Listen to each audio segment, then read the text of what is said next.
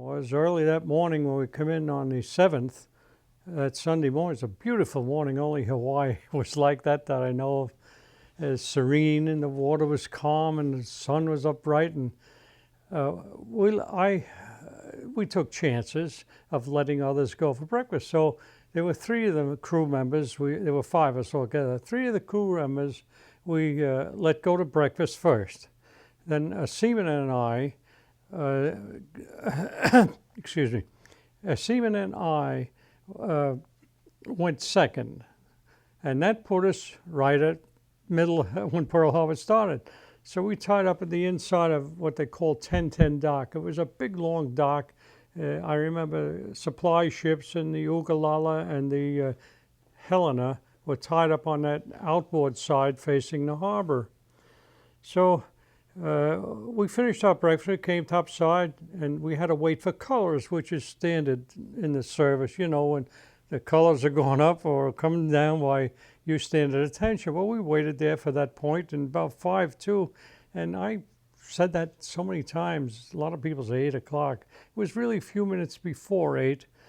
All of a sudden, I was facing battleship roll, and out of the sky came these planes, which their markings were funny, and we thought they were aerographer planes at first, until the first bomb was dropped and hit the Arizona. Well, we watched that explode all over the place.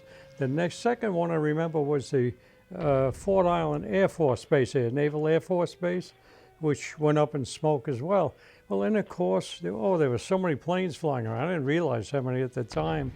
And torpedo planes come down and running close to water.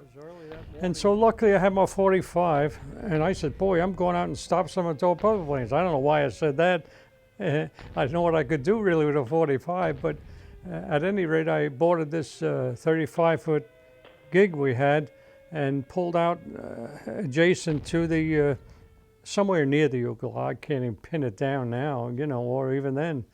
And so I started firing my 45, and all of a sudden, I don't know, it was a torpedo or bomb went off, and it took that boat and raised it, and the heat was tremendous. And I tell you, I don't know why I didn't get hit then. But what happened was the whatever it was that detonated put a lot of holes on the water line and above it. And I thought they were very small, so I said, what am I doing here? I'm not helping. So I pulled it back inside, and I took a couple of rifles up with me, and of course I had the 45 on me, and I gave one to a Marine there. I believe he was a Marine. Nobody was in full uniform. And so I started firing my 45 until I ran out of ammunition. Then I took a 30-06, and the two of us are standing there, and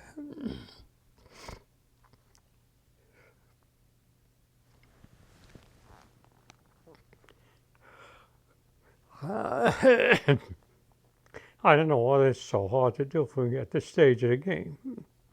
But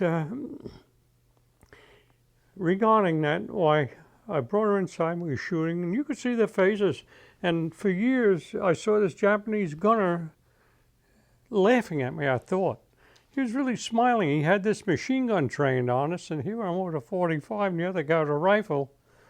About that time, I think the Helena was hit somewhere, and I saw this guy come off, was standing in the middle of 1010 dock, skin hanging off him.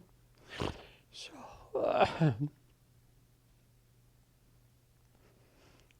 I hope you can excuse me a minute. And this is very hard for me to do, I must tell you. I shied away from it for years.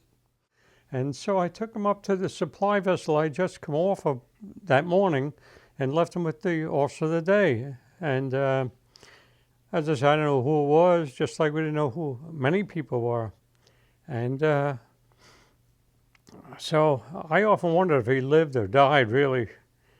However, after that, what I remember was more planes coming from all directions, and we did as much shooting as we could do. Then after, as I say, when I see the movies, they show them pretty close, but not close enough. It was hard to determine how close they were, but you could see them very plainly. And so as a result, we shot. I don't know if we hit anything or not, but it was, at least we could shoot back. A lot of the fellows didn't have that opportunity.